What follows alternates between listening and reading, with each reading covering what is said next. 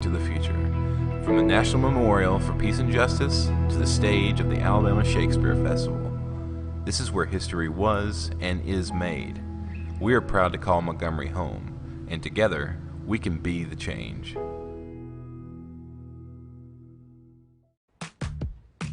Nope. Nope. Come on, him? Ooh, I like him.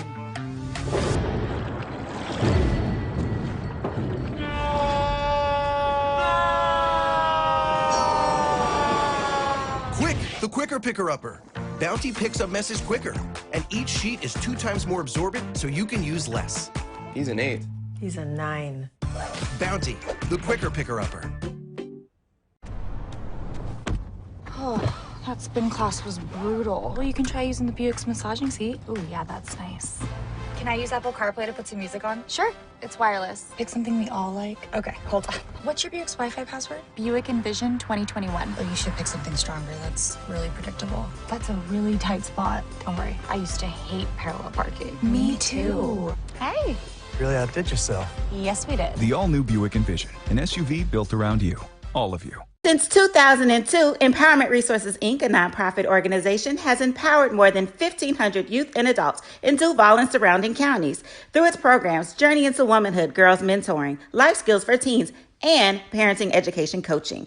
To get involved with programs, volunteer, or donate, visit www.empowermentresourcesinc.org. Follow us on social media, facebook.com/empowerment.resources and instagram.com/empowermentJAX. Supermarket sushi, really? No. Wait, Troy, you work here? I'm never not working. Like Head & Shoulders Scalp Shield technology, up to 100% dandruff protection, even between washes. Never not working, huh? Oh, Troy, you're such a good teacher. Yeah, I know. Never not working. Never not working. Never ever not working. Are you serious? Never not working. Dandruff protection that's never not working. Head & Shoulders Scalp Shield technology.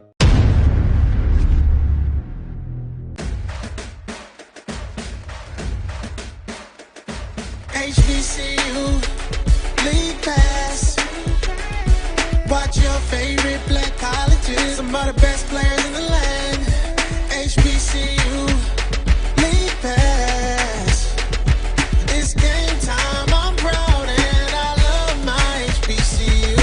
HBCU League Pass. Watch your favorite black colleges. Some of the best players in the land.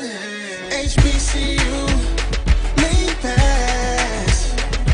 It's game time. I'm proud and I love my HBCU.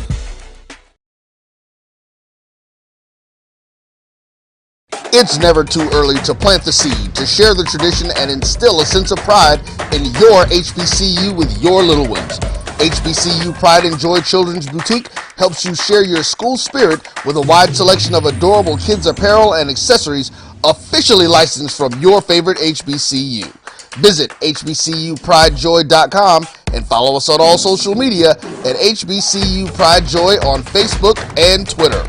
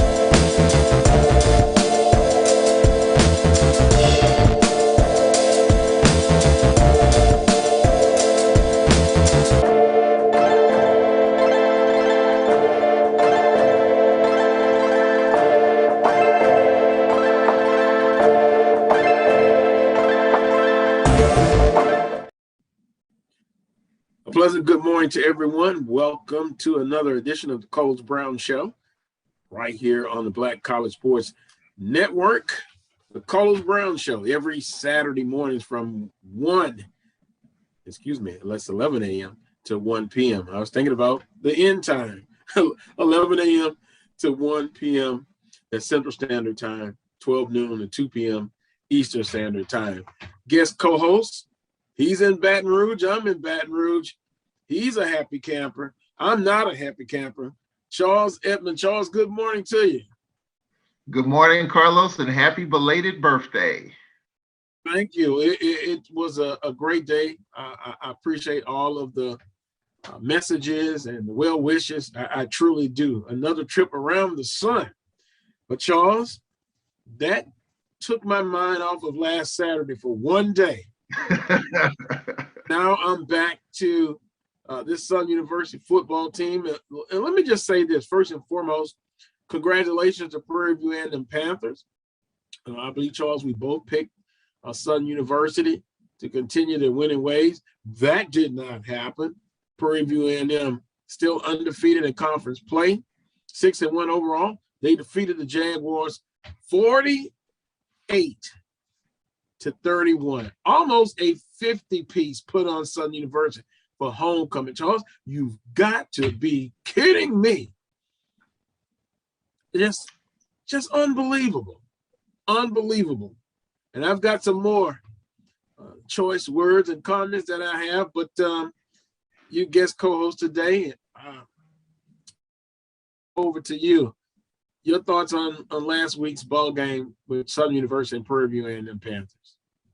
Yeah, when the schedule comes out in the summer, we kind of get our hands on the SWAC schedule in May, June, especially at media day. We look at everybody's schedule, and if you follow this league, especially in football, you circle around 5 or 6 dates on the calendar, big matchups, and Southern Prairie View is one of those matchups, and you expect a really good game, and it didn't happen in the second half. You give up 34 points in the second half. It's very disappointing. And if you're a SWAC fan, it's shocking, quite honestly, because you just don't expect that to happen. I mean, it was a good football game, low scoring in the first half, but for the Jaguars to give up 34 points in the second half, especially if you're a Southern fan, if you're a SWAC fan, to see Southern lose at home on their homecoming, it's absolutely it's disheartening if you're a SWAC fan, because you expect a better game, especially in the second half. Didn't happen. So now Southern's playing for pride, and I will contend that they're even more dangerous because they're in that category now. And I expect Southern to come out and play a lot better today. In other words, you're saying they're backs to the wall. Well, how strange.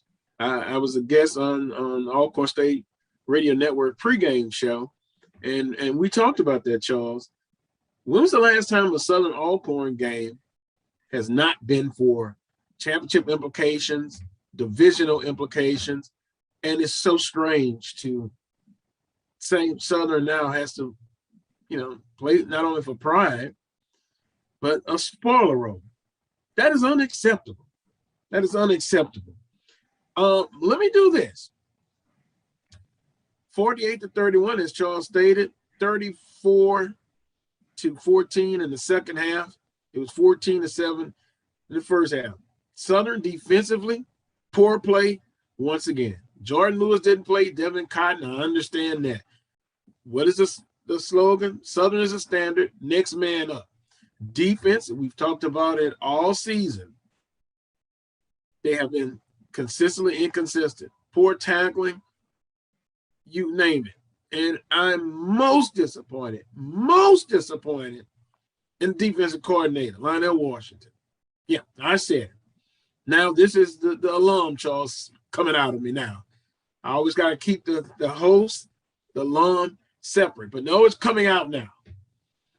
A defensive coordinator who has coached in the NFL, played in the NFL, it just has not worked this season.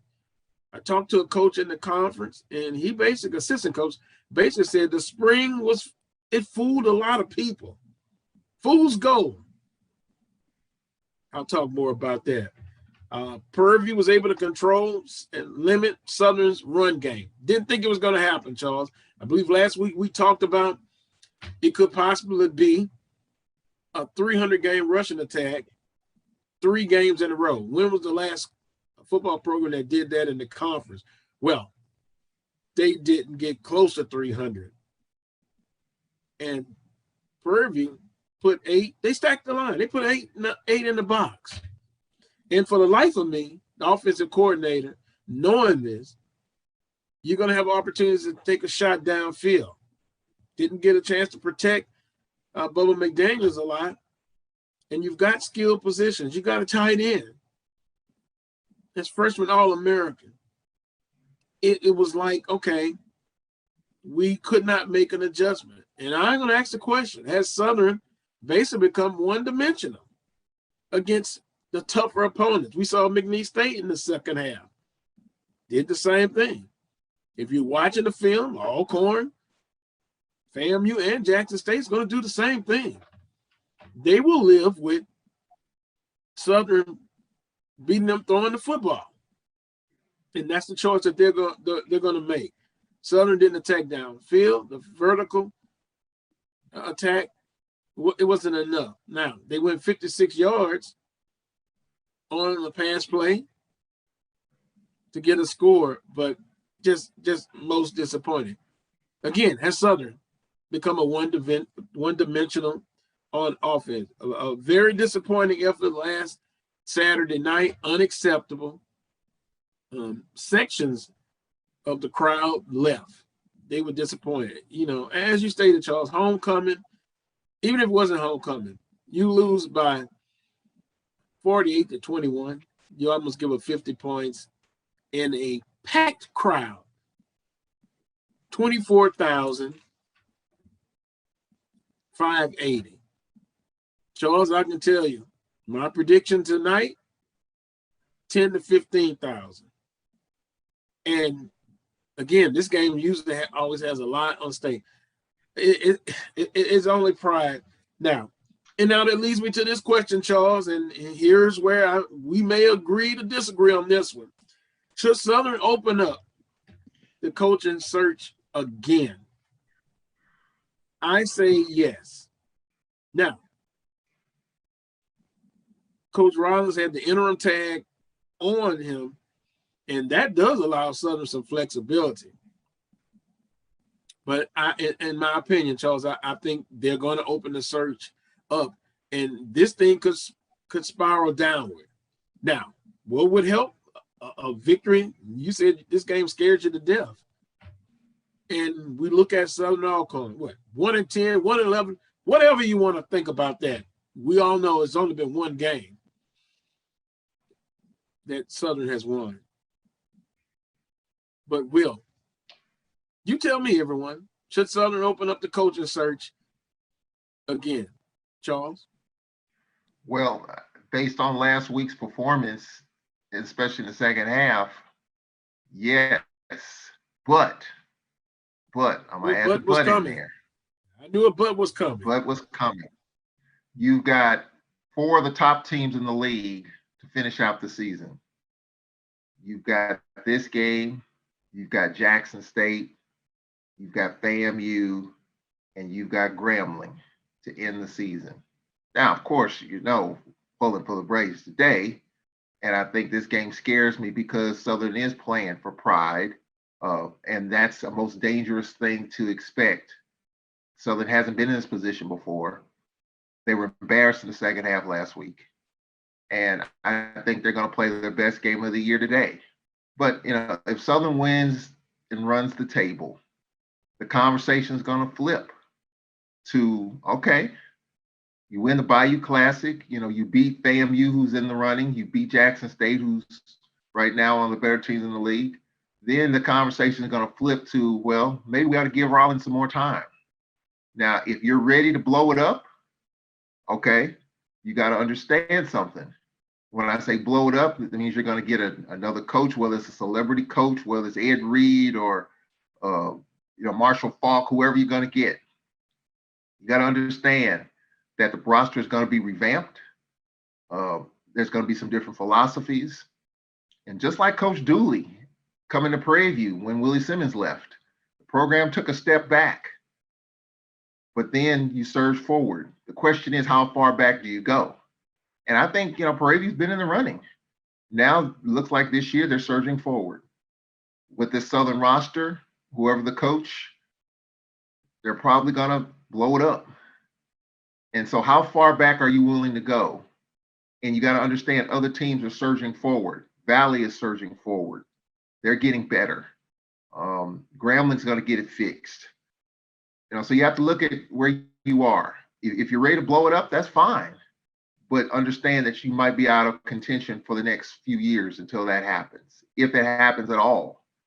So you got to evaluate where this program is right now. When Coach Dancy took over at Valley, we know where the program was. Nowhere to go but up. And other programs are like that, were like that as well. If you're willing to accept that the Jaguar program is rock bottom, okay, you got nowhere to go but up. But I don't believe that. I think the Jaguar program is right there in the cusp, probably in the middle of the pack now. But you get another coach, you might have to take a step or two back. Can you afford to do that with other teams surging? Bethune's not going to stay down for long. Valley's not staying down. They're improving. Gramblin's going to get it fixed. So you got to really take a step and look at that and see where you are. Because if you do blow it up, you understand you're going to take steps back, several steps back. Are you prepared for that? That's my question. Now, to answer the question based on last week's performance, yes. But I think right now you just have to let the season play out and evaluate it from there. Well, what happens if Southern wins the Bayou Classic and they lose tonight? They lose to FAMU and they lose to Jackson State. Then that gives you only 4 victories, 4 and 7. And the difference is, we talked about this team was built for championship mode, right? They were in championship mode. The pieces were there, the talent. Something has happened. And I think it's internal. You hear different things about what's going on internally, but there must be consequences. It'll be different if they were a middle of the pack. And I don't think they're a middle of the pack, even with this season. The pieces are still there. I'm going to read a text message from a close friend who basically said, if Southern's going to open up the search and kind of what we're hearing, that could be the case. Time will tell, right, Charles? Time will tell. The criteria of what he's looking for if Southern decides to do this. And I think this is going to be totally on Roman Banks, the director of athletics. The only saving grace is he left some flexibility with the interim tag. If the season works out, and if you kind of look at it, Texas Southern, I thought, basically was the worst loss. No disrespect to Texas Southern. Congratulated them. They did well. And then Prairie View. Then you look at the McNeese, which you're winning at half. You hold on. So realistically, Troy and Prairie View and them, that's 2 losses. You could very well be 5-2 and 1 loss in the conference. I don't know. A lot of disappointment. I got a lot of text messages and calls. And, Jaguar Nation, they are who they are. This was an unacceptable loss. And this season, there's no doubt about it, Southern has underachieved. They really have. And that's the most disappointing thing. It's like if you're in education, you have a student that beyond a shadow of a doubt, is an A student or a B student, and they've underachieved, and the talent is there. That's why it's so disappointing. The guest menu today, of course, Charles Edmond, guest co-host. I'm going to visit with Travis Jerome, SID at Alabama State. We scheduled to talk with him. Also, Coach Van Pettaway. We're going to look at the basketball preseason polls that came out, Charles. So it'll be interesting to see what Coach Pettaway has to say about that. And then Brandon B.J. Jones, who's the Coles Brown Show football analyst and also a Southern University alum. So that's what's coming up as far as the guest menu. And then we're going to have a couple of newsworthy notes for you as well. So Charles Edmond, guest co-host, he'll be with me throughout the show. We'll break a little early on today's edition of the Coles Brown Show, about 15 minutes earlier for this week's edition of the Coles Brown Show. We'll take a time out. When we come back, it'll be more of the Coles Brown Show right here on the Black College Sports Network. We'll be right back. Charmin Ultra Soft has so much cushiony softness, it's hard for your family to remember they can use less. Sweet pillows of softness. This is soft. Holy Charmin. Oh, excuse me. Roll it back, everybody. Sorry. Charmin Ultra Soft is so cushiony soft, you'll want more, but it's so absorbent, you can use less, so it's always worth it. Now, what did we learn about using less? You gotta roll it back, everybody. We all go, why not enjoy the go with Charmin? From novice to aficionado, find yourself here. High quality cigars plus personal customer service. Slow Burn is Waco's only mobile cigar lounge, featuring a meticulous, curated collection of premium cigars. Visit our website, www.slowburnwaco.com. That's www.slowburnwaco.com. This is Brian Fulford. A.B. Drew and I are co-hosts of the BCSN Sports Wrap. We talk about all things related to HBCU athletics. From the games, teams, coaches, and fan interest stories, we cover it all. You can find our shows on Facebook at BCSN Sports Wrap, YouTube at MyJBN Online, and everywhere you listen to podcasts like Anchor, Spotify, Google, and Apple Podcasts. You can also find the show on the Jericho Broadcast Network's app. Make sure to download. We look forward to you joining the conversation and being a part of the show.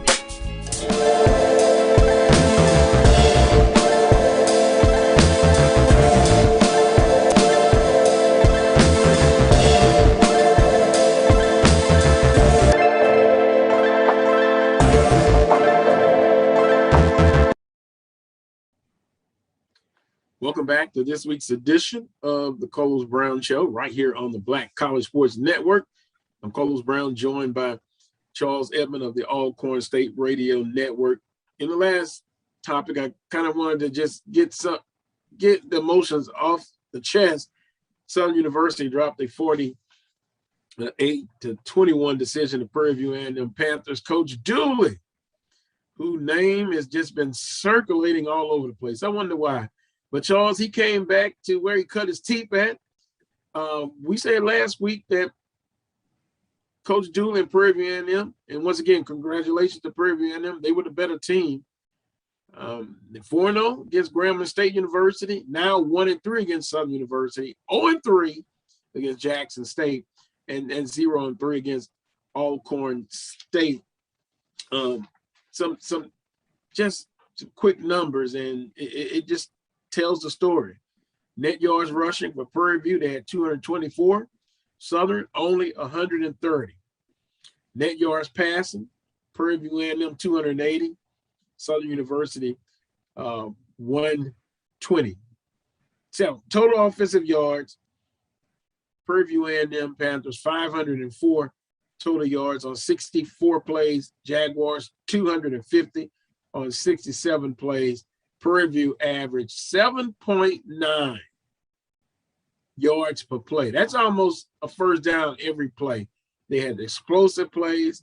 And I understand Jordan Lewis and Devin Cotton and Tamara Smith, all three talented individuals didn't play, but still unacceptable. Time of possession, Prairie View A&M, 31 minutes and 31 seconds. Southern University, 28 minutes and 29 seconds. Third down conversion, Charles, Prairie View, 8 of 13. Jaguars, 3 of 15. And then on the individual standpoint, Jawan Pass, 19 of 27, 280. Glendon McDaniel for Southern, 14 of 22, 114. Kobe Dillon, 12 carries for 56 yards. By the way, on the Jerry Rice Watch Award with Shador Sanders as well. And for Prairie View, Brooks, 13 carries, 108 yards. Jaden Stewart, 83 yards. So Prairie View was very balanced. Southern wasn't balanced. And when they were not able to run effectively, they became one-dimensional. They could not make an adjustment at all. And for the life of me, Kobe Dillon should start. Different type of running back, explosive speed, power, has it all. Didn't start. Did not start at all. So a lot of questions, Charles, to this Prairie View and Southern football game. And going forward now, as we get ready to talk a little bit of Southern and Alcorn State, Southern has to be in the spoiler role, but that's just very uncomfortable going into tonight's game at 6 p.m. on ESPN Plus. Yeah, I mean, it's just a shocker when you circle this game as one of the premier games in the conference, and you expect this game to be a 4-quarter game, and it was a 2-quarter game. And whatever happened to the Jaguars in the second half, they just completely fell apart. And it is, if you're a fan of the SWAC, it's tough to witness, it's tough to watch. I know the Jaguar Nation is still pulling their hair out 7 days later. I get it. And so, you had championship aspirations. This was going to be a tough matchup regardless. I mean, the Texas Southern game, I think the game to look at, even though it was a disappointing second half last week, I think the Texas Southern game, that one probably smarts more than the Prairie View game. You knew the Prairie View game was going to be tough anyway, regardless. But that loss to Texas Southern is probably going to be the one that's going to bite you on the side all year, because that's one that everyone had winning the game. A controversial spot call on a 4th down, but the game shouldn't have come down to that. I mean, you had Dillon rush for over 200 yards in that game. You did everything you could do but pick up 1 yard. And it was a spot situation in which you didn't get a call on. But that's the one that I think is probably everybody's going to look back on and say, hey, that's the one that we should have got. Because even if they beat Texas Southern, you lose to Prairie View. Prairie View still got some work to do. And then you got Alcorn and Prairie View coming up. You got Southern Alcorn coming up. So, there's a lot of stuff still in the bag. But that TSU game is the one that everyone, to me, at least to me anyway, that's the one that I look at. It's going to be tough. I had Southern winning the game, but I just didn't think the defense would melt like it did in the second half. And then Southern not being able to run the football like they did against Texas Southern. And I think, to your point, that you have a guy that rushed for 226 yards, and then, they don't do it nearly that much a week later.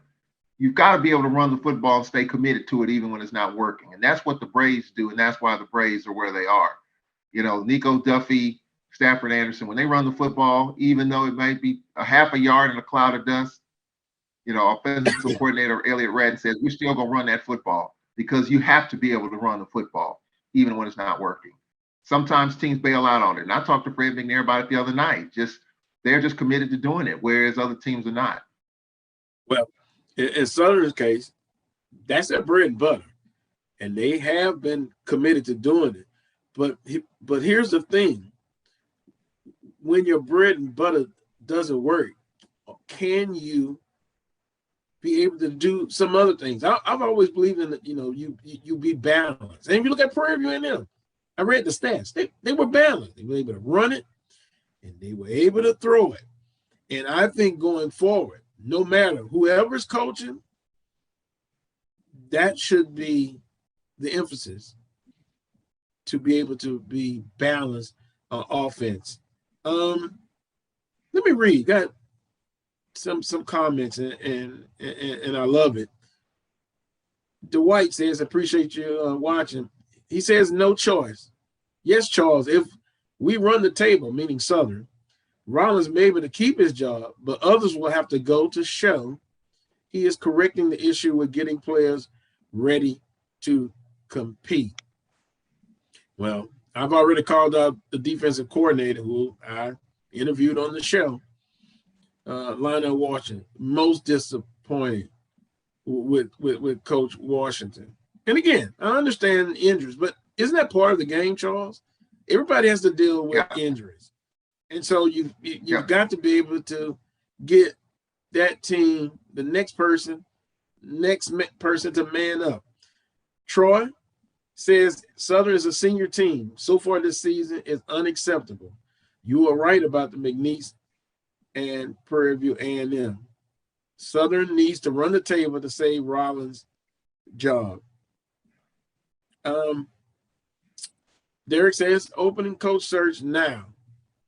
And good morning, Dwight. Pleasant good morning to you and happy birthdays, franchise Go Jags. Yeah, go Jags, Charles. And we'll see what happens. I'm interested to see what kind of crowd. I made a prediction. I say 10 to 15,000 tonight. I hope I'm wrong, but the disappointment will linger on. Well, Charles, let's kind of look at this Alcorn State football team. Let me ask you this, point blank. Is this team with its struggles, starting slow, but still undefeated in conference, is this team as good as 2018, which I thought was the best Alcorn team in the last 3 years?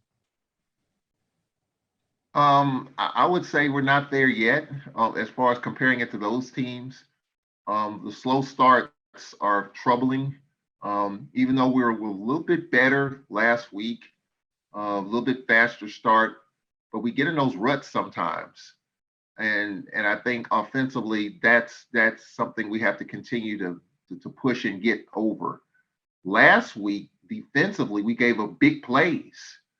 And this kid body for TSU is going to be good, by the way. If he sticks around, if he stays with it, he's going to be really good. He's just a freshman. So, keep that in your rear view mirror. But, defensively, we're giving up a lot of big plays on the back end of our defense. Now, we are without one of our top guys, in Terrence Edgton, who suffered a season-ending knee injury. We got some other guys back there making plays, Juwan Taylor and others. But we're giving up too many big plays on the back end of our defense. And I expect Southern to probably try to stretch our defense today to try to push the ball down the field, something that they struggled with last week. And then, of course, TSU tried to run the football, but couldn't really do that. A freshman quarterback put them in some bad positions, throwing the ball backwards and just making some freshman plays. But you got a veteran quarterback today in McDaniel that'll probably, play a lot smarter and a lot better. But this team here, not quite to the level of 18 and 19, not there yet. But I thought last week was a good stepping stone because we got the best teams in the conference, coming up here. I mean, we've got to play better. Expect Southern to pour it all on the line today. Bethune's going to be a heck of a spoiler. We got to play well next week in an early game. Then you got Prairie View, and then you got Jackson.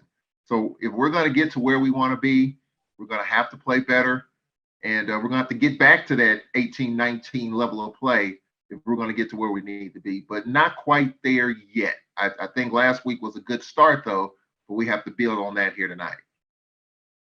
Alcorn averaging 150 yards, giving up 138, passing 214, giving up 182. Total offense for Alcorn, 364 yards a game, giving up 320. Defense, injuries are just not playing up to Alcorn's typical defensive standard. Yeah, I would agree with that. Again, our back end is hurting a little bit. We do have quite a few injuries, and Fred McNair's not making any excuses about him. He's next man up. I think we do get better as the game goes along. The Pine Bluff game was an example, the Grambling game, the Valley game. Our defense gets better as the game rolls on, and Cedric Thornton, the DC, makes his adjustments. But we give up big runs and big plays at times. And, if you go back to last week, we had a bunch of pre-snap penalties, discipline on defense, and as Fred McNair said, you just got to watch the ball. He was talking about that. So I think from a defensive side, we can get off the field when we need to. We had to against Valley. We had to against Grambling. And when the game was close and the bounce in the third quarter, we were able to get off the field. So, our defense has to continue to do that here today. And if they want to get to where we need to be here as a team. But I think this is a young defense that's still trying to find their way. And you've talked about it, Carlos, bend but not break. I talked to Cedric Thornton, defensive coordinator, last week. He says, based on what he's seen on film, we shouldn't be bending. That's just how confident he is in this defense. Is that, against Valley, we had 2 pick sixes, according to him, that we dropped. So, our defense could be a whole lot better, according to our defensive coordinator, just based on what he's seeing on film. So, again, it goes to the point, not quite there yet in terms of these other teams that we've had the last 2 or 3 years, but I think we're getting there. And if we can stay healthy, stay upright, and if we just improve and continue to harass the quarterback, something we've been doing all year, I think we'll be fine at the end of the day. Well, Charles, I think Alcorn State defensively will take a page from last week against Prairie View, Southern against Prairie View A&M. And I think going forward, you're going to see that. They're going to put 8 people in the box defensively and try to neutralize Southern's running attack. Then they're going to say, hey, we will live. We don't believe you can beat us throwing the football. Do you kind of see the same situation happening with Alcorn State as far as defensively, how they plan and attack Southern's offense? Yeah, I think so, because I'm sure they saw the film against Texas Southern, and I'm sure they saw the film last week. And even Fred McNair's got a lot of respect for Dylan. I mean, I talked to him the other day about it, and he's a hard runner. He's a punishing runner. And I think Southern's going to try to run the football. And this is what I've been saying, as far as Southern University and their offense, is it McDaniel, is it Skelton? You know how I feel about that. And I got a text about, not a text, a post from someone saying that, a Southern Jag fan saying that you should start Skelton and just go from there. Some people would probably disagree with that, but I think the Braves are going to try to stack. Braves going to try to stack the box and force Southern to throw it over the top. But McDaniel can do that. He can push the ball down the field if he gets the right matchups. But the thing is, you got to be able to run the football and establish some sort of positivity doing that. You can't be 2nd and 13, 2nd and 10. You got to be able to get some manageable yards on first down to keep everybody honest. Braves going to try to do it. Southern's going to try to nickel and dime and do small stuff running the football. If they do that, then I think Southern's in manageable situations. But the Braves are aggressive now. They're going to hit you. They're going to harass the quarterback. And the one thing about McDaniel, different from Skelton, McDaniel's kind of a statue back there. He's kind of a sitting duck. If that protection breaks down, we've seen him running a little bit, but Skelton's the guy that you got to worry about. My guess is McDaniel will start today. So I think the Braves will stack the box. And then what did Jason Rollins say the other day in terms of he doesn't lose battles up front? Southern's been very solid up front, but the last week that obviously didn't happen. Well, and I'm disappointed in Coach Grossi. I don't know if Coach Rollins is, but you've got to make teams pay when they stack the box. You're going to get one-on-one coverage. It's not 22 defensive players on the field. And I think you have to run, in this case, to set up the pass. But they didn't attack downfield at all. Only a couple of times. Very perplexing to me. Doesn't look like the same offense. And again, the goal has to be, you've got to be balanced.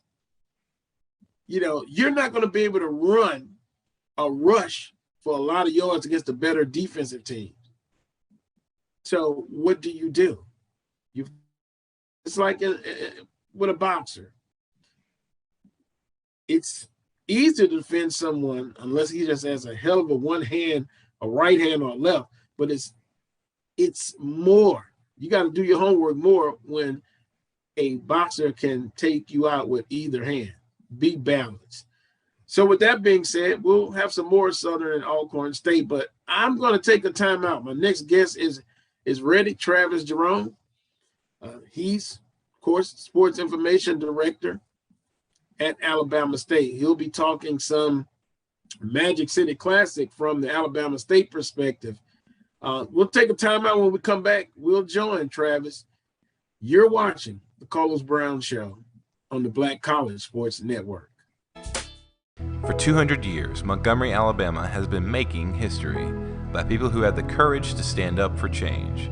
Today, this riverfront city has been reborn, embracing the past and looking forward to the future.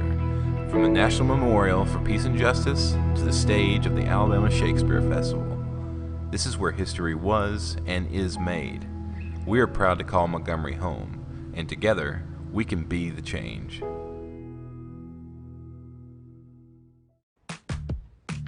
Nope. Nope. Come on, him? Ooh, I like him.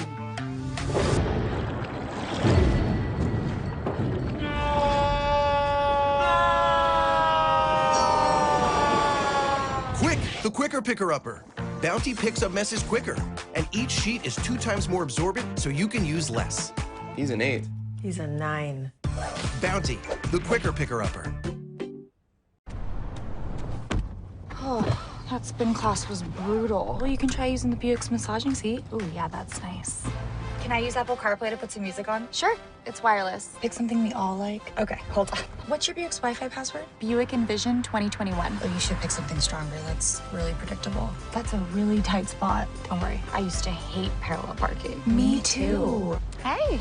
Really outdid yourself. Yes, we did. The all-new Buick Envision, an SUV built around you, all of you. Since 2002, Empowerment Resources, Inc., a nonprofit organization, has empowered more than 1,500 youth and adults in Duval and surrounding counties through its programs Journey into Womanhood, Girls Mentoring, Life Skills for Teens, and Parenting Education Coaching. To get involved with programs, volunteer, or donate, visit www.empowermentresourcesinc.org. Follow us on social media, facebook.com/empowerment.resources and instagram.com/empowermentJAX. Supermarket sushi, really? No. Wait, Troy, you work here? I'm never not working. Like Head & Shoulders Scalp Shield technology, up to 100% dandruff protection, even between washes. Never not working, huh? Oh, Troy, you're such a good teacher. Yeah, I know. Never not working. Never not working. Never ever not working. Are you serious? Never not working. Dandruff protection that's never not working. Head & Shoulders Scalp Shield technology.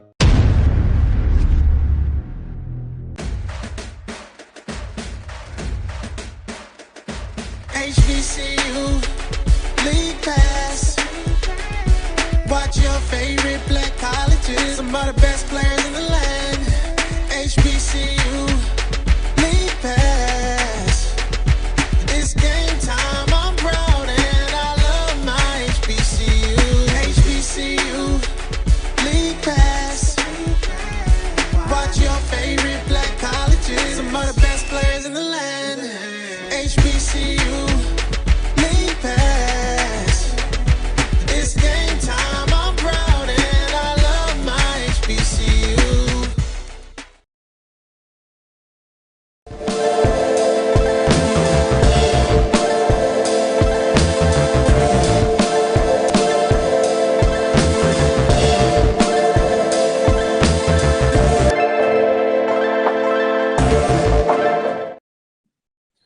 Welcome back to this week's edition of the Coles Brown Show, right here on the Black College Sports Network. Joined by Charles Edmond and now joined by Travis Jerome, Sports Information Director at Alabama State. He's on site, Birmingham, site of the Magic City Classic. Travis, good morning to you. And I guess it's going to be on my bucket list to come to Birmingham and witness one of the best football games and all the ambience in the Magic City Classic starting next year. But good morning to you, sir. Good morning. I appreciate you having me on, and you need to put it on your bucket list. This is number 5 for me, and it's back to normal. We were talking off air. We pulled up this morning. There's probably 20,000 people already in the parking lot, tailgating, grilling, smoke in the parking lot. The tents are back up. All the vendors are back. It just seems like we're back to normal, even though we're still going through what we're going through with the pandemic. Yeah, well, hopefully and I guess I can say it this way, hopefully we're on the back end of this COVID and Delta and variants. And I'll just say this, guys, and see if you'll disagree, and then we'll move on from the COVID. I think it's going to end up being like with the flu. You get a vaccination for the flu every year. I think that's eventually what's going to happen with the COVID 19, and then trying to get back to some normalcy it is the goal. Is the goal. I agree. I think it's, with the booster shots, I think it's something that we just got to learn to live with. Unfortunately, it's just going to be another one of those things that, I'm not a health expert by any means, but you watch the reports and listen to the reports. I think it's just something we're going to have to live with, that we've been living with, that really just came to the forefront. And when it came to the forefront, it exploded.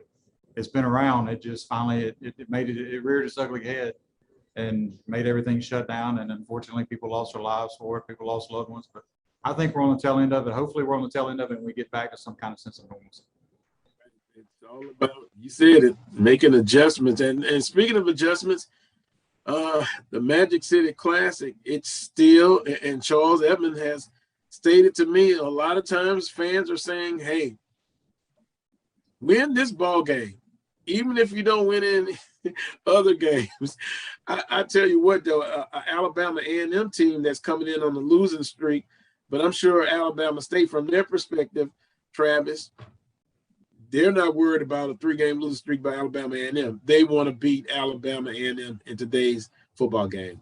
And that's exactly right. You look at it, we're coming in on a 3-game losing streak. Really, if you want to say losing streak, we've lost the last 3 classes. 2 of them pretty one-sided. We lost the 3 overtime game in fall of 19. Good things going on. Both teams struggling a little bit, but you kind of expected somebody to like a Jackson State or a FAM or a Bethune with Alcorn moving to the west. Things happen, but that's why you play the game. I mean, you can say what you want on paper. It's like Coach Healy said, all the talking and all the paper, everything you've seen on paper leading up to today is done. It's Saturday. It's time to put the helmets on and play and may the best team win. And that's kind of where we're at. For A&M to come in on a 3-game losing streak doesn't mean anything to us, because at the end of it, we know what kind of team they have. We know how explosive that offense is. I mean, that offense can explode for 60 points just like they had put on them a couple weeks ago by Jackson State. They're dangerous. But our defense on that other side of the football is pretty salty itself. And, we gave up some points, but we don't give up a whole lot of yards. It's a big play here, a big play there. We just got to control the big play and get pressure on a kill today and see what happens. Does you have a question? Yeah, I do. I mean, Travis, we all know in the spring, Alabama State was kind of the talk of the spring. They beat Jackson State, and I know that front 4 was just massive in getting to the quarterback. What's kind of been the difference with this team in the fall compared to what we saw in the spring? Got Auburn transfer, and I was thinking that Alabama State was going to really be pushing some teams around on the eastern side. What's been the difference? We were young in the spring. We're still young. And you look at it, we're 13 games in a calendar year. I mean, yeah, you got a couple months off, but that's still 13 games that you're putting on young men's bodies. And for us to be as young as we are, we're deep. We're banged up this fall. We're short 2 of our offensive tackles. Against Jackson State, we went without the 2 starters. We're going without them again today. Ryan Nettles has been banged up. Miles Crawley's played the last 2 games. Ezra Gray's been banged up all year. He's finally trying to get back to 100%. Christian Clark on the defense side of the ball didn't start against Jackson because he was banged up. Jaquez Payton, who is one of the best DBs in the country when you look numbers wise, has been playing with a lower body injury all year and still doing what he does. Natron Culpepper, all conference DB, now comes off the bench. He's been hurt. So it's a lot of things that have happened. A lot of people don't understand 13 games and a lot of practices will wear on your body, and it has. I mean, we're back to our starting center that we had in the spring, Samuel Blackshear, but the guy that's been starting, Charlie Maxwell, is out probably for the rest of the year. So, I mean, it's just a lot of things that have played its part, and it's not an excuse. We still have to go out there and play. That's why you have all these scholarship guys. But at some point, you have to look at the totality of what you got, and we understand when injuries rear their ugly head, it's a bad thing for a football team, especially when they all happen around the same time. Travis, you talked about the injuries, but from the outside looking in, still defensively, that's, in spite of injuries, it is perhaps the strongest part of the team, correct?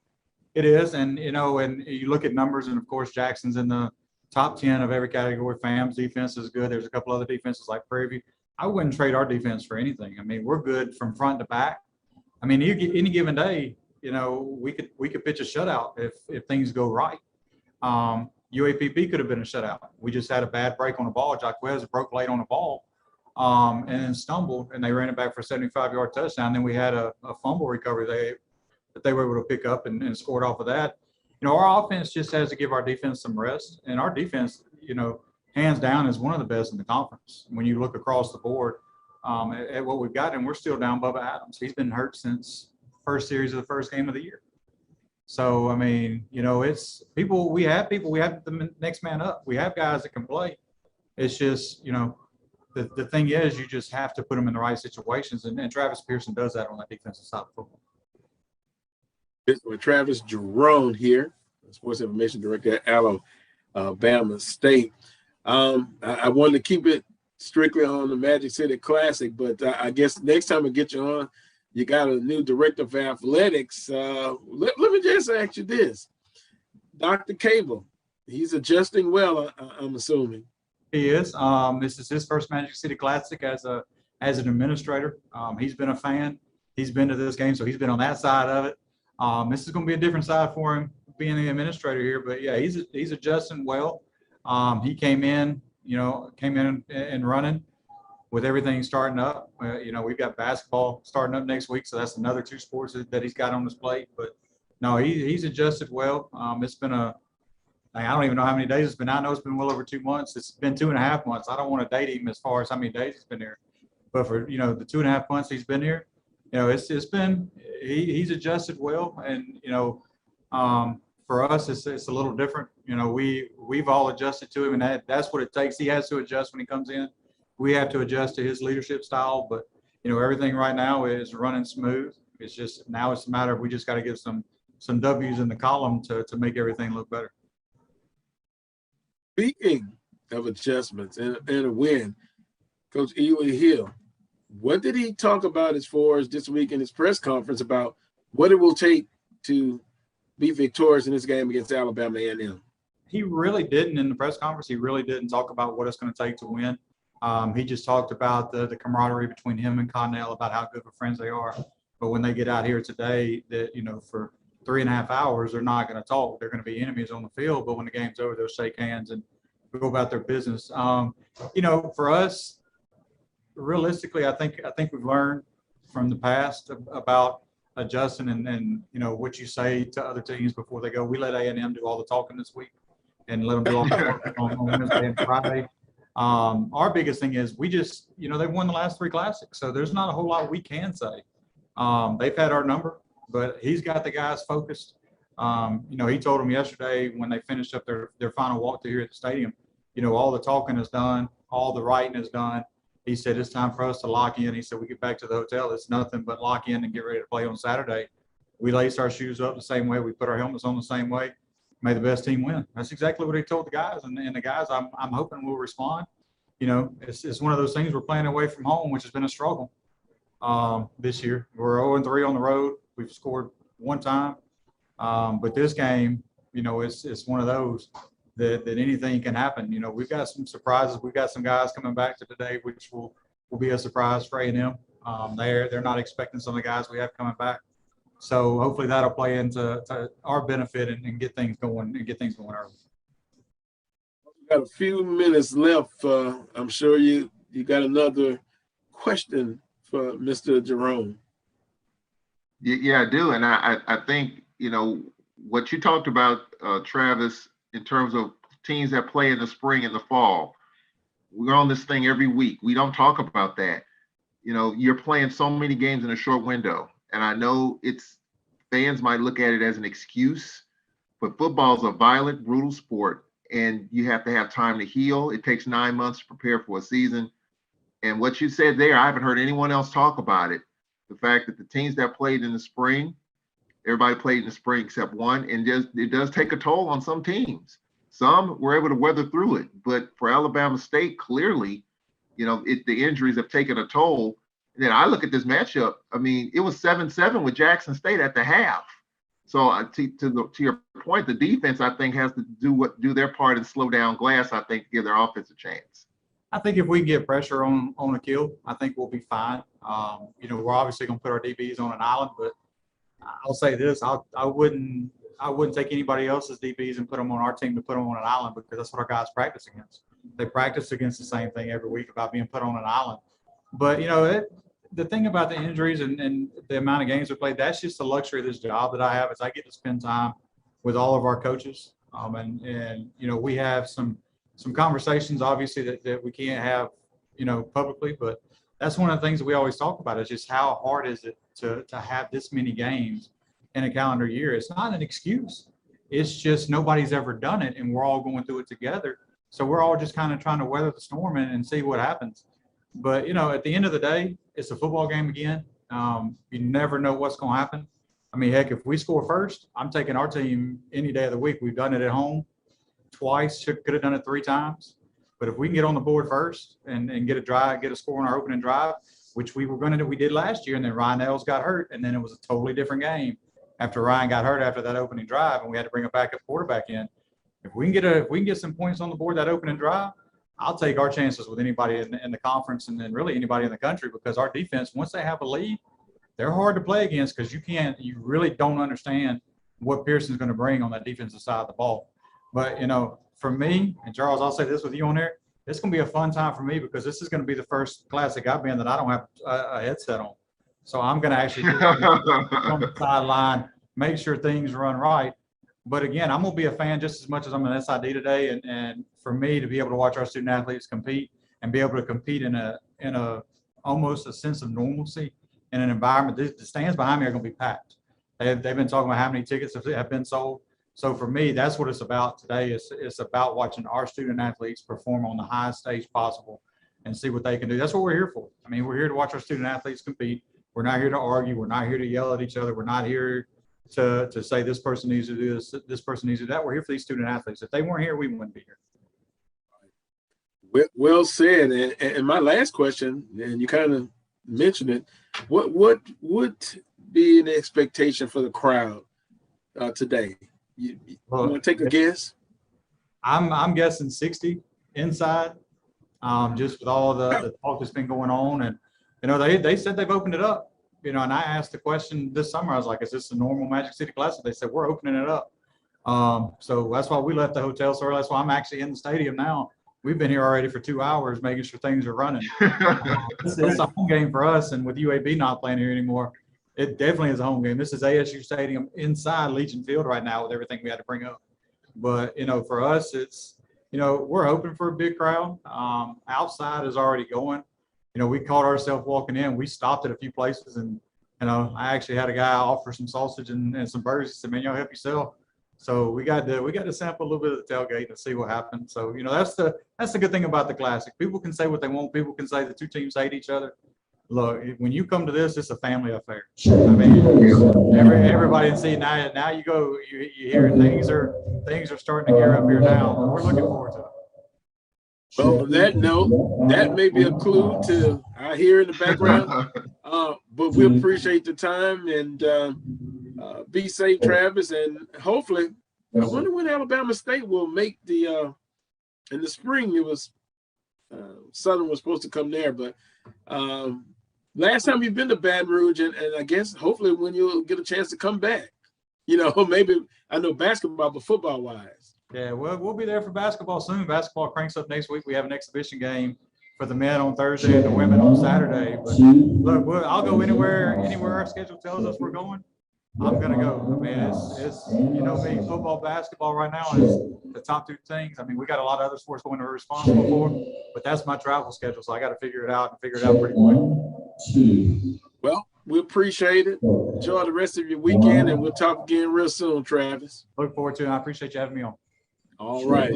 Travis Jerome, SID at Alabama State, one of the hardest working men in the business, and always he's been very kind to me with information. I'm on the email list. I appreciate it. I really do.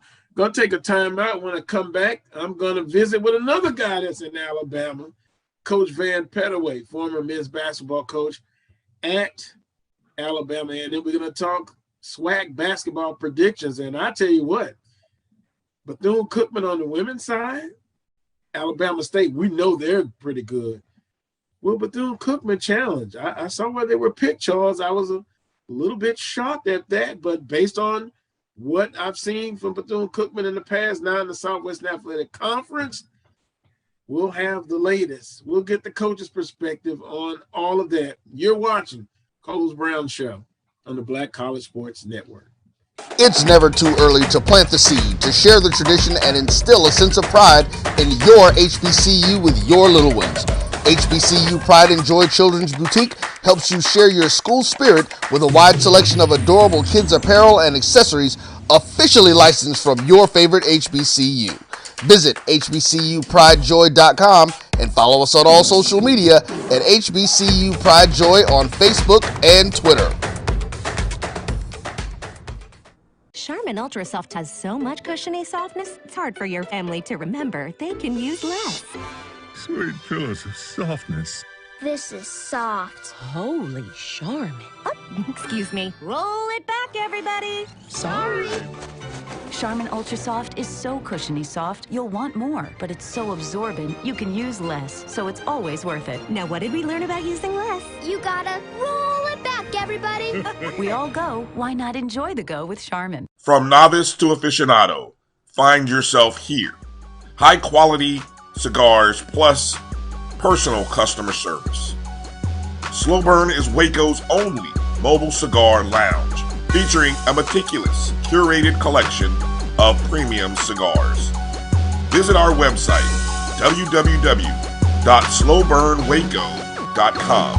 That's www.slowburnwaco.com. This is Ryan Fulford. A.D. Drew and I are co-hosts of the BCSN Sports Wrap. We talk about all things related to HBCU athletics. From the games, teams, coaches, and fan interest stories, we cover it all. You can find our shows on Facebook at BCSN Sports Wrap, YouTube at MyJBN Online, and everywhere you listen to podcasts like Anchor, Spotify, Google, and Apple Podcasts. You can also find the show on the Jericho Broadcast Network's app. Make sure to download. We look forward to you joining the conversation and being a part of the show. For 200 years, Montgomery, Alabama has been making history by people who had the courage to stand up for change. Today, this riverfront city has been reborn, embracing the past and looking forward to the future. From the National Memorial for Peace and Justice to the stage of the Alabama Shakespeare Festival, this is where history was and is made. We are proud to call Montgomery home, and together, we can be the change.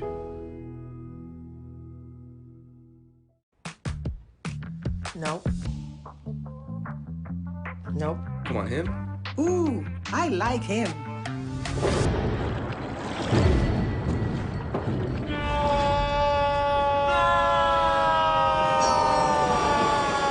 Quick, the quicker picker-upper. Bounty picks up messes quicker, and each sheet is 2 times more absorbent, so you can use less. He's an 8. He's a 9. Bounty, the quicker picker-upper.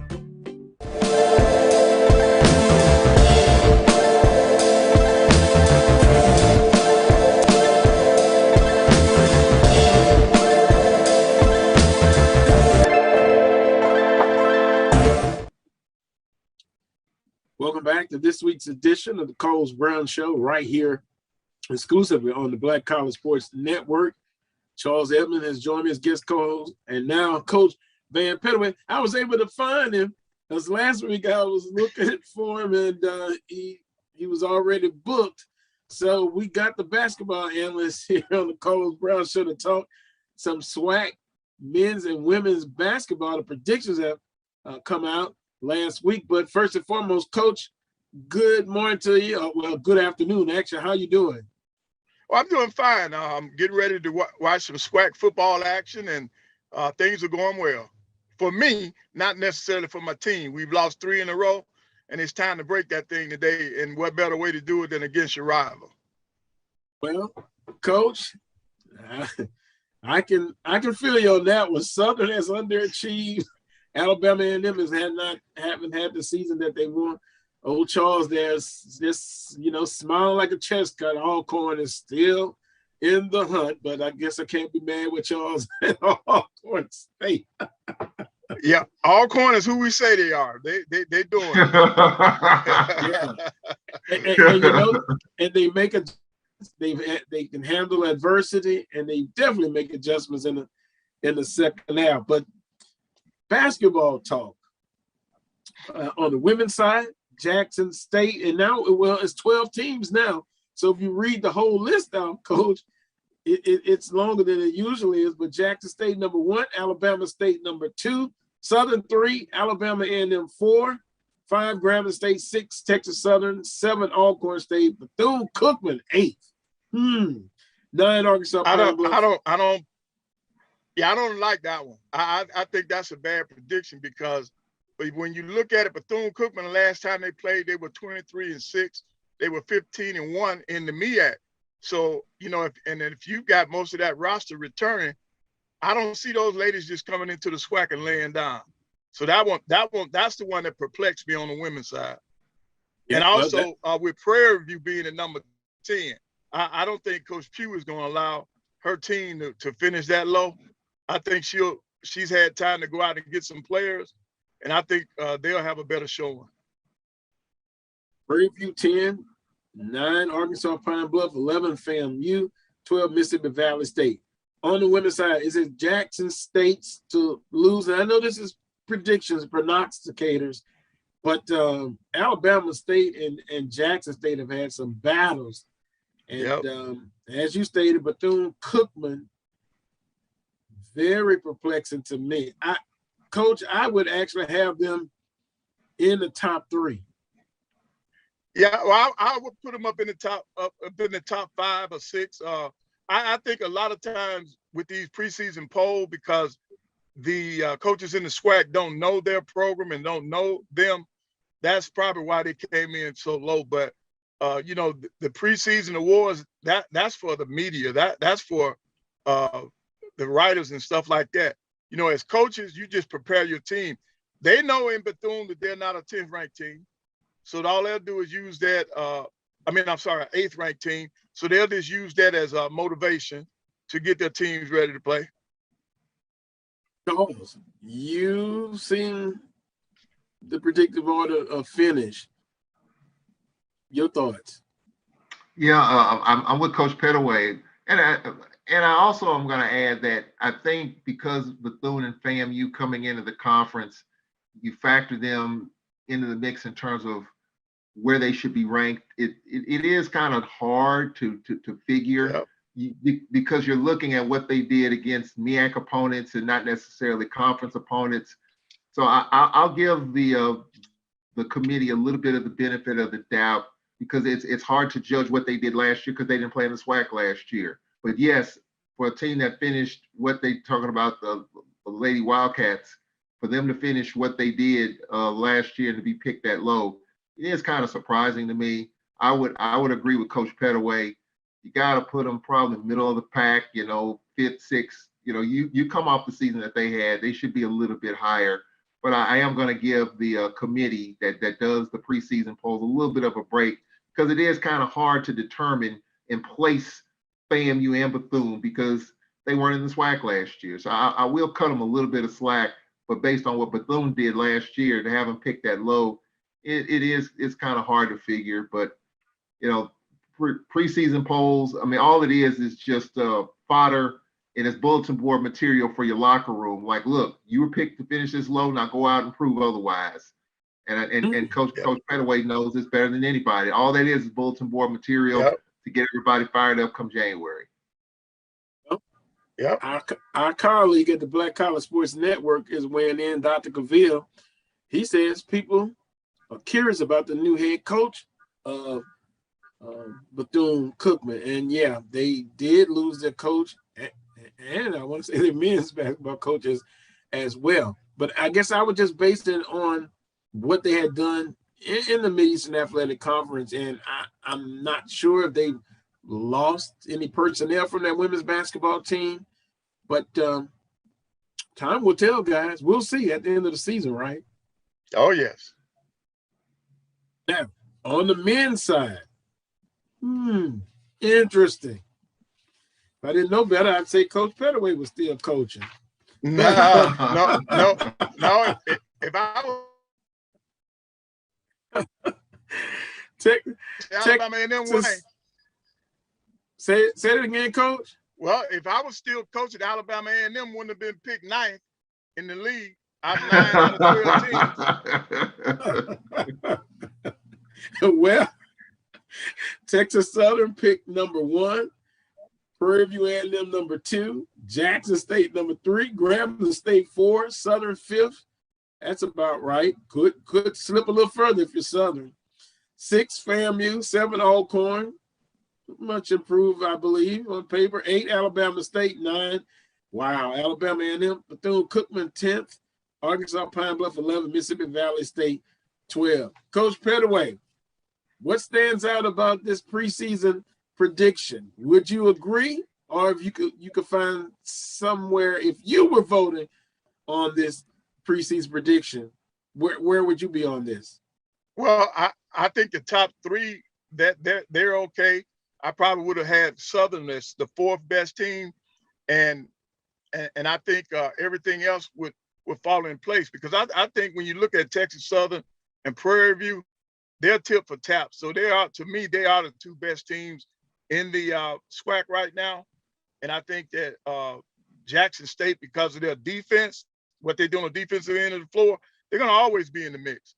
And but I think I think Southern will be a surprise team. I think they'll play a little. Like, can you give them a year to get some people in it? I think Roy's mic is unmuted. Go ahead, Coach. Okay, I think Southern will be. I think they'll surprise some people. I think Coach Woods has those kids ready to play. I guess maybe I've got a bad taste from football, but Coach, I'll take your word for it. If they're in the top 4, that's always a goal of mine. If they could be in the top 4 when it's all said and done.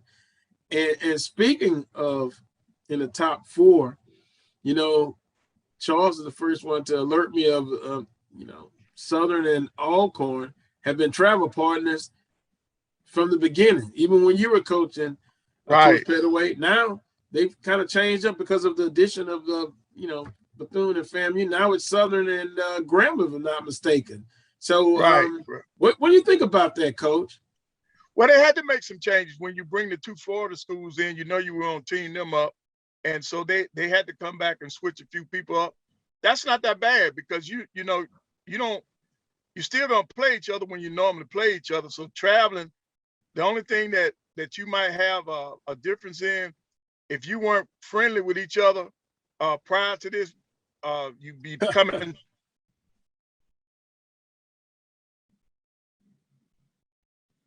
Then you might actually report out team, because normally when we go somewhere and we play an opponent, we might share a live scouting report with our travel partner. So I'm hoping that they have the relationship to where at least they can do that.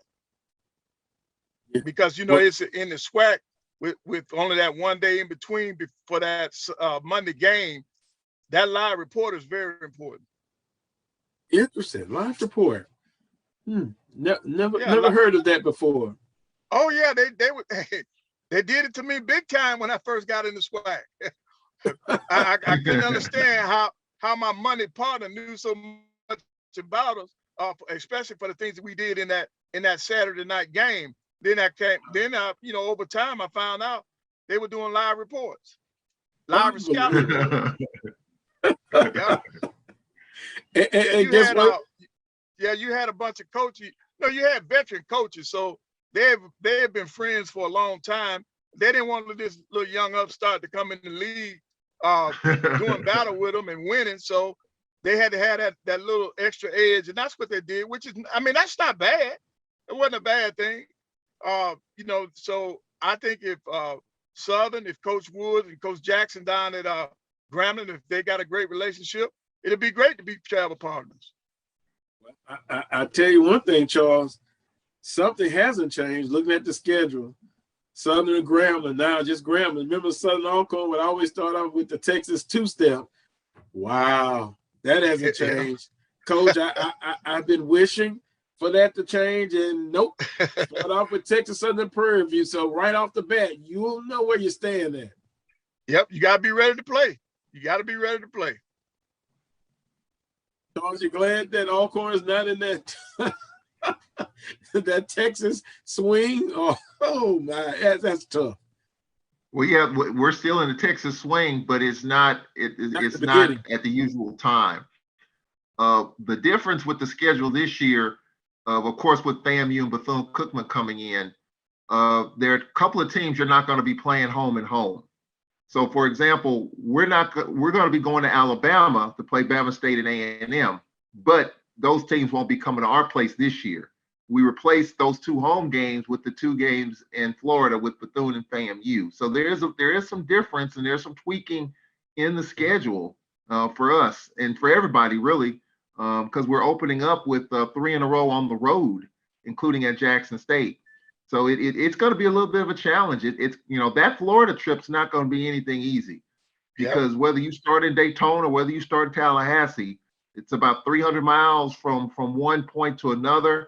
You're probably going to have to fly in or a long bus ride, however way you want to do it. That's going to be probably the toughest trip you're going to have on your schedule in conference. It used to be Texas.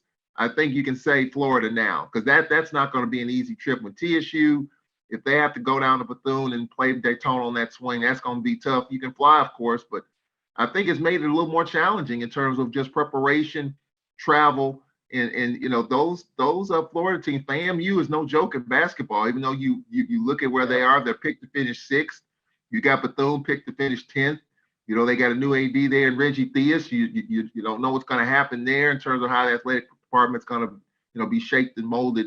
So I think it's just like in football. I think in basketball, every Saturday and Monday night, you're gonna see some funny things happen in the conference. I don't have an issue with the order of finish.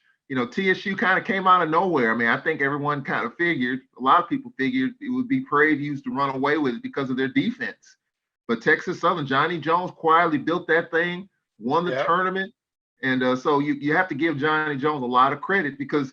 And I have to apologize to him because when he was hired at Texas Southern after Mike Davis left, I didn't know if he was kind of the right fit.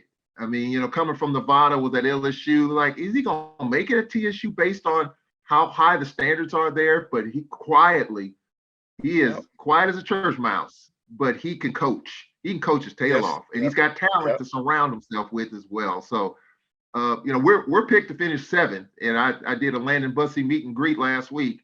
And that's bulletin board material for his team because we got some scores this year. One of them is a Prairie View transfer, Linnell Henry. We got some guys that can score the basketball. One of the top players in the state of Mississippi we recruited. And, of course, Landon Bussey preaches defense first. So if we get some scoring and those defensive principles kick in and everyone buys into that, I think the Braves will finish a lot higher than 7th. Well, I'm going to ask Coach Pettaway. Give me a team on the women's side, a team on the men's side that we better watch out for that could be in the conversation to do very well. Well, on the women's side, I got to pick Alabama A&M. I think what Coach Richards has done there, I think she's got them playing real well. She's got a veteran group, and I think they're the team to watch on the women's side. With that new contract, she can just sit back and just play. So I think you need to be cautious of the Alabama A&M women. And on the men's side, don't sleep on Bethune because this is why I say Bethune. Reggie Theus could do to basketball what Coach Sanders has done to football. He can bring, because of his legacy, he might be able to bring some players into Bethune. So don't sleep on them. When he walks into a house with that NBA background, with that lineage, I think that speaks volumes. So don't sleep on Bethune-Cookman. I'm not saying they'll win the championship, but I'm thinking that they might finish better than 10th in this WAC because he should have been able to bring in a few kids in his first year. Duly noted. And Coach, before we let you go, and we appreciate the time, the football game today, Alabama A&M gets it done, comes off a 3-game losing streak. Alabama State has lost 3 Magic City Classics in a row. Will it be 4? Well, it better be 4 because I'm here. I'm here in the rain. I'm not doing the tailgate. I'm going straight into the press box. I came down here to celebrate a victory. So I think Coach Maida knows that, and I think the rest of the Bulldog Nation expects that, and we want nothing else but a win.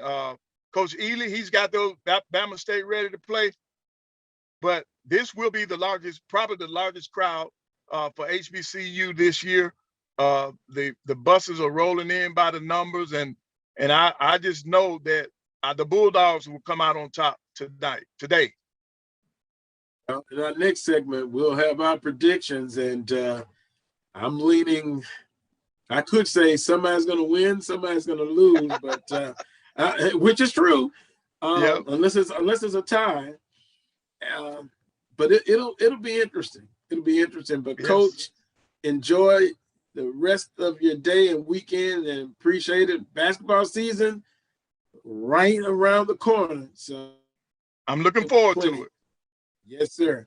Well, Coach, thanks a lot. We'll talk with you again real soon. All right. Thank you, guys, and be safe. Everybody be safe and be blessed.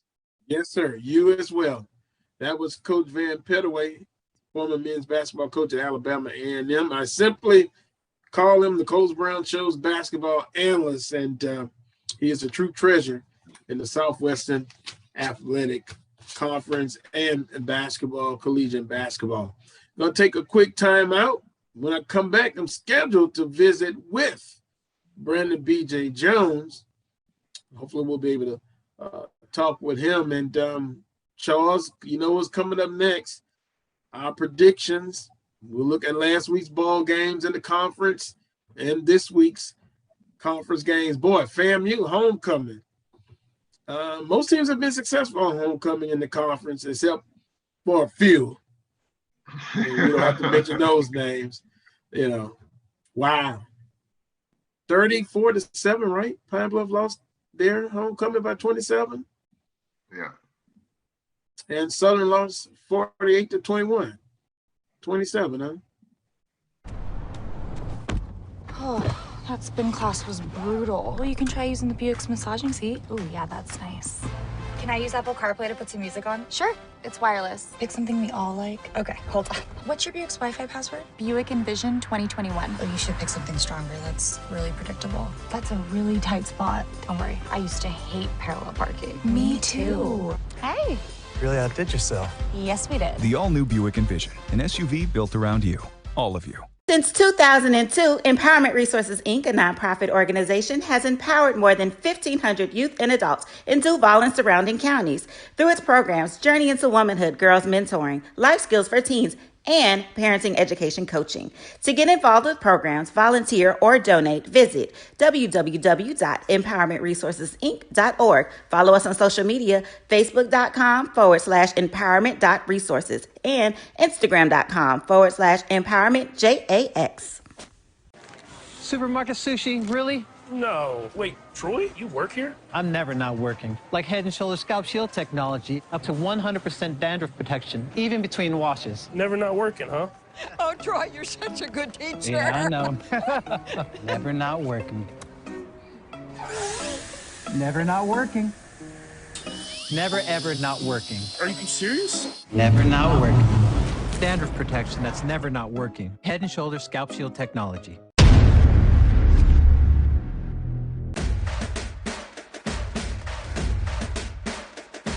HBCU League Pass.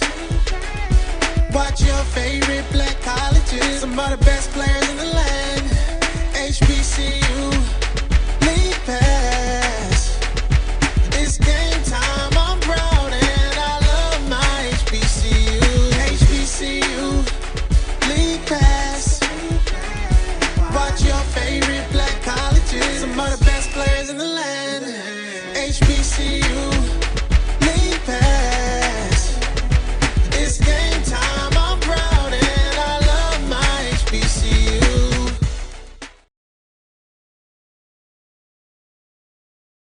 It's never too early to plant the seed, to share the tradition, and instill a sense of pride in your HBCU with your little ones. HBCU Pride and Joy Children's Boutique helps you share your school spirit with a wide selection of adorable kids apparel and accessories officially licensed from your favorite HBCU. Visit hbcupridejoy.com and follow us on all social media at HBCU Pride Joy on Facebook and Twitter.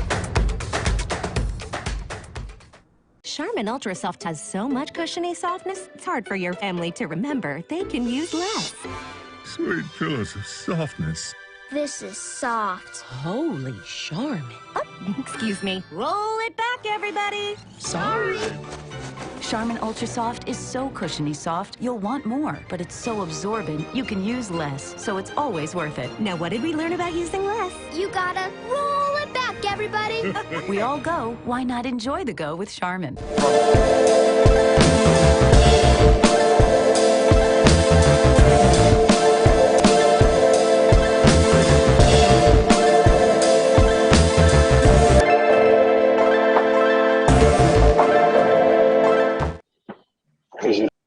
Welcome back to this week's edition of the Carlos Brown Show right here on the Black College Sports Network.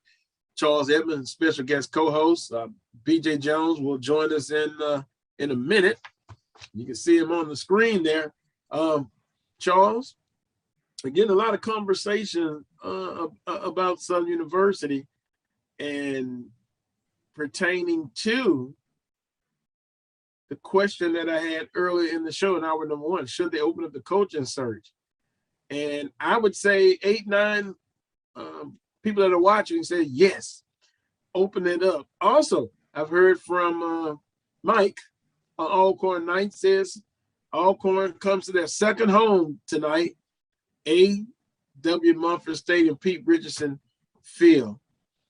Charles, if Southern doesn't lose last week, I think you're looking at another good crowd, 20,000. Oh, yeah. And these two teams, Charles, over the years, they played some memorable games. Of course, Alcorn State has, had the upper hand in these ball games. And so I'm not going on a hunger strike.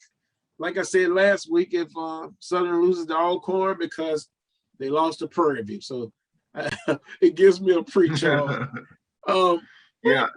What do you think, though? I mean, from the outside looking in, this Southern University football team. I mean, they have all the talent in the world. I look at the offensive side of the ball. I look at McDaniel and I look at Skelton. You look at Jamar Washington. You look at Ben. You look at Dillon. That's a formidable running attack that they have there. I think defensively, it just depends on which Southern team shows up defensively. We saw them against McNeese. I did, defensively early on, they were getting it done and then they wore down. And I think with Southern this year, I mean, just like a lot of teams, you got to protect your defense by doing some stuff on offense. And I think when the offense can move the ball down the field, keep their defense off the field, I think Southern's a better football team. But again, I think for Southern, the ability to continue to stay with the running game, because you look at Washington, you look at Dillon, you look at Ben, those guys can run the football. We've seen Ben and we've seen Washington forever now, that we know they can run the football. And then, of course, you got Skelton, who's another dynamic that can run the football. Southern's pretty good. When that running game's rolling, Southern's pretty good. But then when they get away from that, when they don't commit to it all the way, then that's when they get in trouble. And so that's what I look at on the offensive side of the ball. Defensively, they can get after you. I think they just kind of wore down. I think Prairie View just took it to them in the second half. And I think it started up front. And Fred McNair talked about it with his team after practice on Thursday, the comments that Coach Rollins made about we don't lose games up front. Well, they lost that one up front. But Fred McNair expects his team to get back with it this week, today, up front. So Southern clearly has a championship team going into this season. That's why Coach Rollins was brought in. If Southern had won last week, we wouldn't be talking about, making a coaching change. If they run the table, then I think you wouldn't be talking about a coaching change. But I think everyone is just so ticked off the Jaguar Nation, and I am too as a SWAC fan, because it was truly disappointing that something should be done. But be careful in how you blow it up, because if you blow it up, you're going to blow it up and you're going to take some steps back, and how long it takes for you to get back on track. But I think for Southern University, they have to be able to get back to what they do. I think running the football is where the identity starts, and then just kind of go from there. Well, I wouldn't use the term blow up, but how about tweak? No. Tweak. No. No, because you're still going to have a good bit. You may lose some players if a new coach comes in, but no, I'm not going to use that term blow up, because blow up means are you talking about from a coaching standpoint and players, or are you just talking about from the coaching standpoint? Everything. When you hire a head coach, you have to understand and expect that it's going to be completely different than what you've been accustomed to. Just like if you take over a company, the way that it's been run in the past is not going to be run the way you're going to run it. So yes, when you have a new coach, everything is on the table and everything can get pushed off the table. So you have to realize that, when you're bringing in a new CEO or a coach.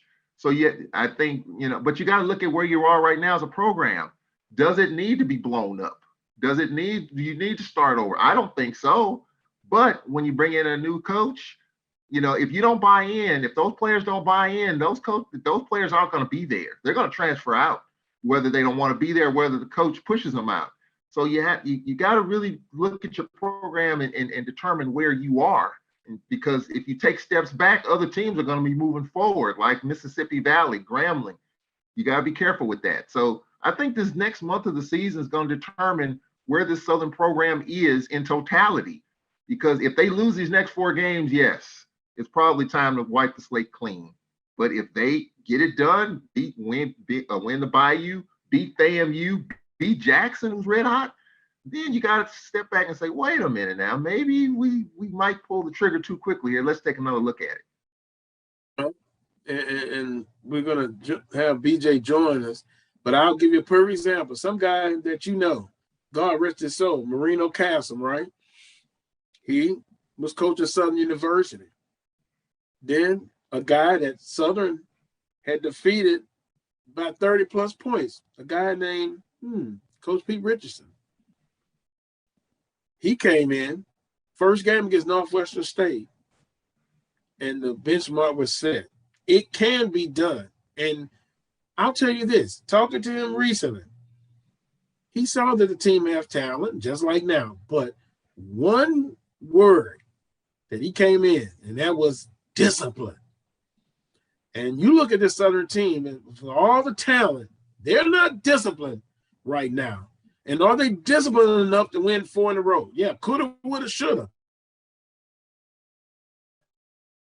A big if for us if they win the next 4 in a row. But some people will say this, doesn't matter if they win 4 in a row. I'm not one of those guys. But if they win 4 in a row, I'll be honest with you, it's possible, but I don't think it's going to happen. But anyway, we shall see. BJ, are you ready? How's it going, Carlos? I'm doing all right. Charles is tweaking me. He's looking at it from a SWAC insider, and I can appreciate that. And me and Charles have had some interesting conversations over the years. Before we get into predictions, looking at last week's action, you're a Southernite. You're Southern alum. I've said disappointing, underachieved, disappointing. Open up the coaching search. What does BJ Jones say? I think you're going to be somewhere in the middle. You're not as extreme as me, and you're definitely not as extreme as Charles, the Mr. Goody Two Shoes.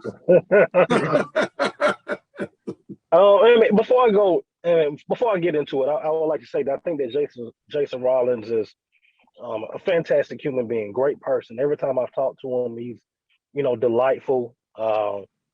He's passionate. He's passionate. He's a great guy. He's not the head coach for Southern University. Sorry, and he's not. And I said open up the search. Really after that Texas Southern loss, we saw Southern come off of a bye week after that Mississippi Valley game, and then play defensively the worst football game that it had played all year outside of Troy. You saw the discipline issues.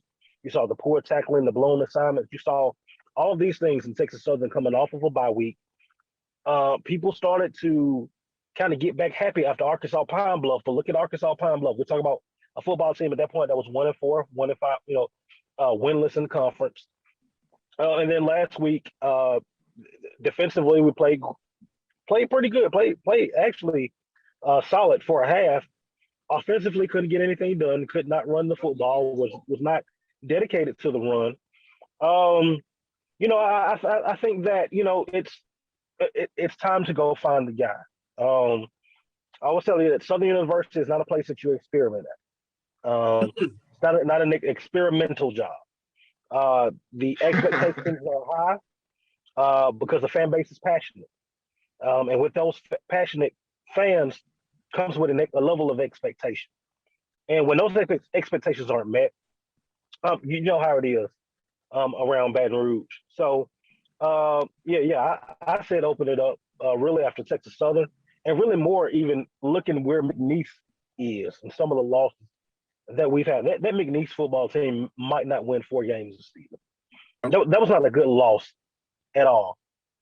Texas Southern was not a good loss at all. I'm usually in the middle, but on this one I am checked out. Hey, he's checked out, Charles, and I've talked to a lot of people. They feel the same way. I'm still getting comments coming in, and we don't want to spend most of this segment talking about that. But at the end of the show, I am going to read what a good friend of mine said should happen if they decide to move on. What is the criteria for the next coach? But with that being said, and we'll get that in right before we get out of here. We got about 9 minutes left on today's show. Guys, last week in the Southwestern Athletic Conference, of course, the game of the week, we kind of talked about it. BJ just gave his comments on Prairie View A&M and Southern University, of course. But elsewhere in the conference, October 23rd, Arkansas beat Arkansas Pine Bluff. That was historic. I think that was the first time that they met. Probably should be the last time, but hey, the good thing about it, they got a good paycheck, I guess, out of it. 45-3. Jackson State over Bethune-Cookman 42-12. Jackson State guys still rolling along, and defensively, they're pretty good. They're damn good. How about that? FAMU, 3-point victory over Mississippi Valley, 31-28. Prairie View, of course, over Southern, 40-21. Alcorn State, big second half over Texas Southern, 44-27. BJ, of those games, which one kind of surprised you the most besides the Prairie View and Southern game? Really Alcorn and Texas Southern. I think Texas Southern actually played a good football game. Had it a while, but then you saw Alcorn stretch it out. I think for Alcorn, they just keep moving along. I mean, they're not doing it pretty. They're not doing it in the fashion in which that we thought that they would. With Felix Harper throwing 40 yards, but they're getting it done. So man, shout out to the Braves. They may not have been as dominant and convincing as a lot of the Brave faithful would like for these victories to have been, but they find themselves in the thick of the conference race, and it's getting late in the year, and that's where you want to be. So that one was a little bit shocking on last week. And Charles, they make adjustments. To me, you guys agree or disagree? Yes, absolutely. I had Alcorn Knights saying, "Oh, I'm worried, this and that." Hey, I said, breathe deeply. Alcorn will make adjustment in the second half. That's exactly what they did. But Charles, FAMU and Valley, we keep saying Valley is improving. I've had people say, Coach Dance, if he was at another program, he could get it done. I wonder. 31-28. They have played tough. Played Alcorn tough. They got another big one today, but much improved. Although the record may not indicate it, much improved Mississippi Valley State.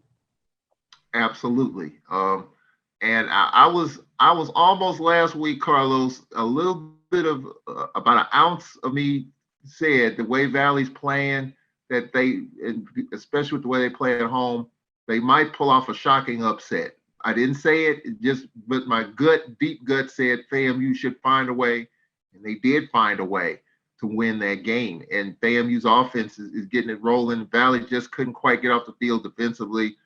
Offensively, Valley still has some work to do.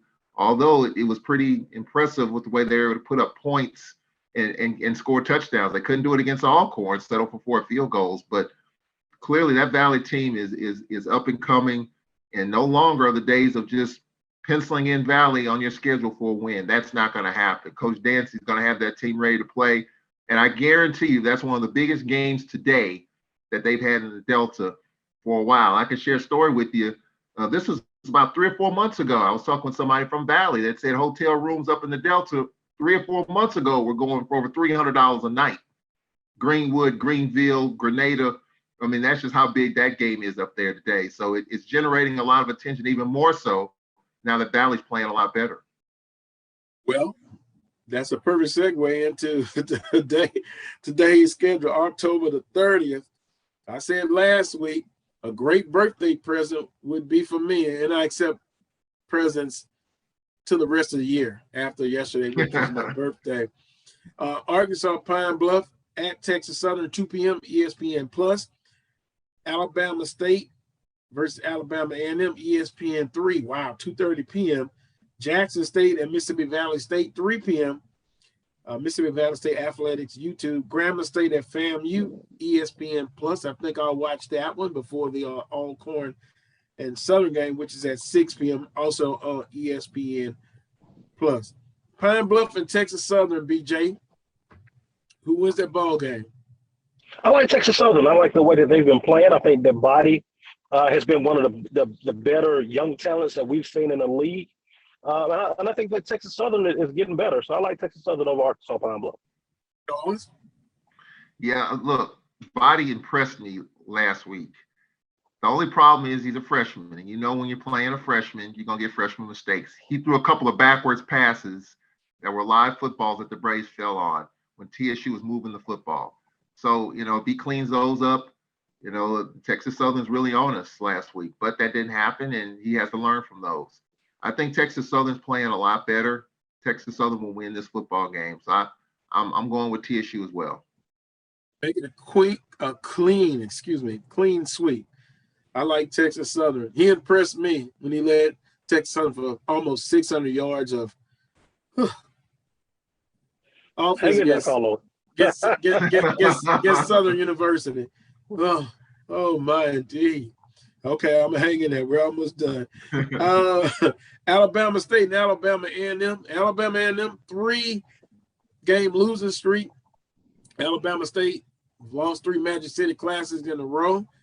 I'm going with the upset. I'm picking the defense. I'm picking Alabama State. Simple as that. And if I be wrong, I'll blame Charles next week. But Alabama State, I like Alabama State in the, if I can say it that way, throw records out in the upset. Charles? Yeah, I was going with A&M until the last hour when Travis came on. Travis kind of convinced me that Bama State's defense is going to slow down Glass just enough. And I think that's convincing enough for me. And it's true, Bama State's defense has been the bread and butter of their team.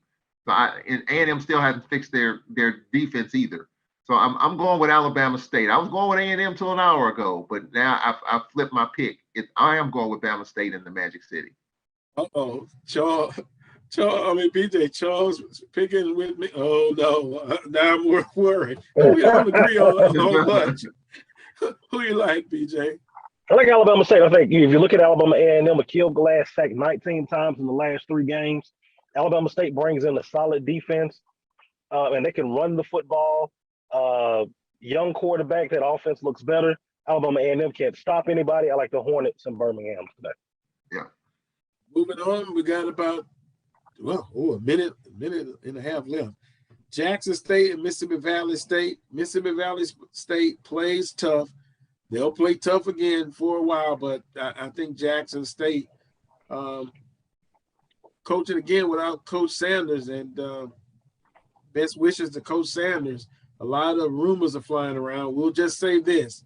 He's not going to be on the sideline. So I'm going to take Jackson State because of their defense. Charles? Yeah, I'm going with Jackson as well, but Valley's going to play the game of their lives, and they're going to push Jackson State to the brink. But at the end of the day, Jackson State will win the game. Okay. I like Jackson State in this one. I think it's going to be a hard-fought game, but I like Jackson State. You see, it's the same thing. They're going to play hard. You're going to know Valley's been there, but they're going to fall short. 2 games there, Grambling State and FAMU. FAMU, I don't think they'll lose their homecoming. So I'm picking FAMU, but Grambling State, if they can, find some offense, some consistent offense, defense has been the better of the 2 units. But I like FAMU to win in their homecoming. BJ? I like FAMU. I think this one's going to be close. I think when you look at FAMU, they've struggled offensively, defensively, they're solid. Them and Grambling are almost mirror images. You talk about the football teams that struggle offensively, great defenses. I like FAMU in a close, low-scoring game. Take a good defensive team and an offense that struggled, and vice versa. Last but not least, Alcorn State at Southern University. I'm not going on a hunger strike. I said if Southern loses, I would. I'm not. I just think this team mentally, Charles said this game scares them to death. I think it's mental for the Jaguars in 2 ways now. One against Alcorn State, and then what happened last week. I'm just not confident. I'm going to take Alcorn State in this one. They'll win this game. BJ? So tonight, I think Southern shocks the world. I think Southern gets the monkey off of their back. Gets the Alcorn monkey off their backs. They get the win against Alcorn and what have you. Terrible season. People complain, Oldham's didn't beat Alcorn. Oldham's didn't beat Alcorn. But beat Alcorn and we still don't have the season that we would like to have. I take that. I hope I'm wrong, BJ. Charles?